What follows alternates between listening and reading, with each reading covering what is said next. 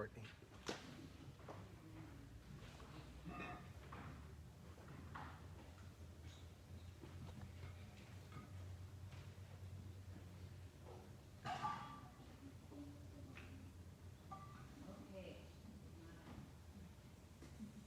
The title of this message is Endure to Mature. Shout out to me a few things that improve over time. Wine. As an age of the whiskey, wine as it ages becomes more flavorful. What about an athlete as they endure the as you endure these processes, you become more mature, right? So we must endure to mature. James 1:2-4 says, "Consider it pure joy, my brothers and sisters, whenever you face trials of any kind, because you know that the testing of your faith produces perseverance. Perseverance must finish its work so that you may become mature and complete." So that word perseverance in that passage is Strong's 5281. Hupomone. It means to endure, to be steadfast. It says, as God enables the believer to remain under the challenges that he's allotted us in this life. So as we endure, as we remain under these challenges that he's allotted to us, we are being matured, we are being perfected, and this is the goal. So I want to take you to a story that shows us how to persevere well through these trials and testing of our faith, that we can endure to mature. Let's turn to Numbers 14. So this is where the Lord has sent the Israelites to spy on the good land that he's promised them, but some come back with a weak faith and a bad report. So let's pick up in verse 1. That night, all the members of the community raised their voices and wept aloud. All the Israelites grumbled against Moses and Aaron, and the whole assembly said to them, "If only we had died in Egypt or in the wilderness.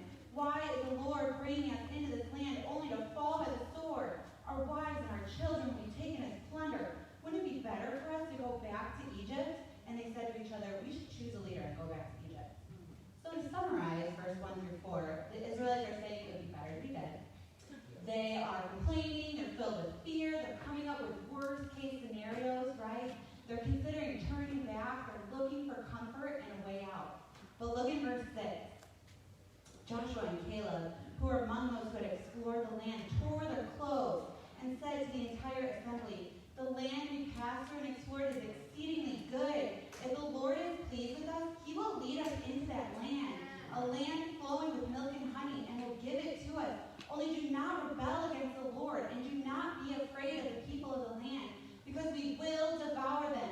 Their protection is gone, but the Lord is with us. Do not be afraid of them." Doesn't he sound confident? Doesn't he sound assured of who his God is and what he's promised them? Let's learn from Joshua and Caleb how to endure to mature.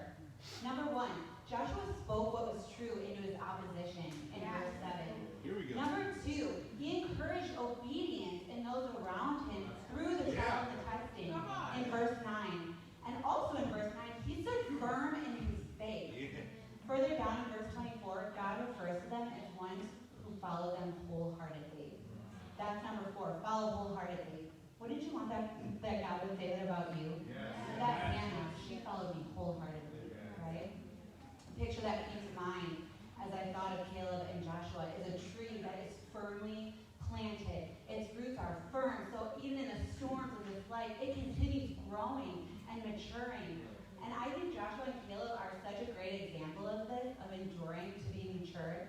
Joshua was exalted to a place of leadership, and he was able to lead that next generation into the promised land, right?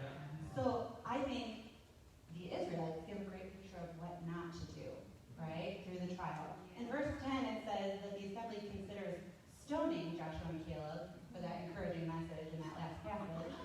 So here's a good list of do nots, and you should jot these down. Number 1, do not lash out at others during your trial and testing. Do not fear.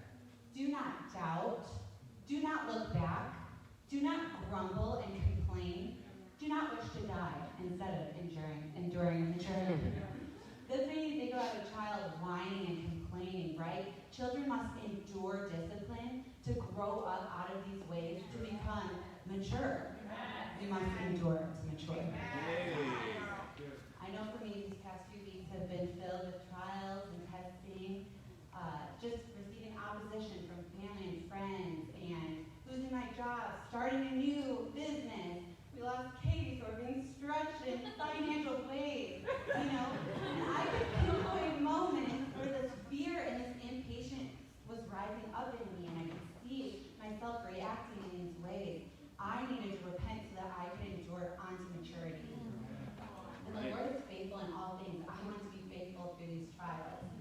So in the trials that you are facing right now, I want you to begin to search your heart as we're talking about these things.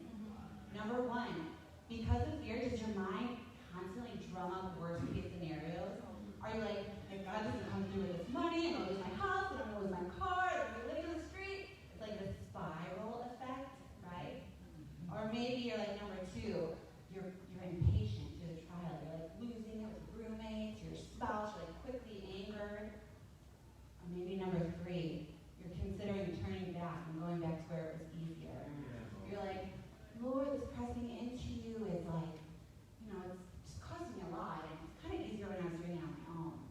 Right? Or maybe you're like number four, are you taking things into your own hands instead of trusting God that He'll work it out? Like, you know that He's told you weren't ready to be in a relationship, but you're like, I really like them, so. We need to endure, develop, mature. And I would warn you that any of these ways, you may not be receiving the best of what He has for you. So right now, I want you to take a moment and speak this out together. Lord, I repent. Lord, I repent. For allowing these things to rule in my heart.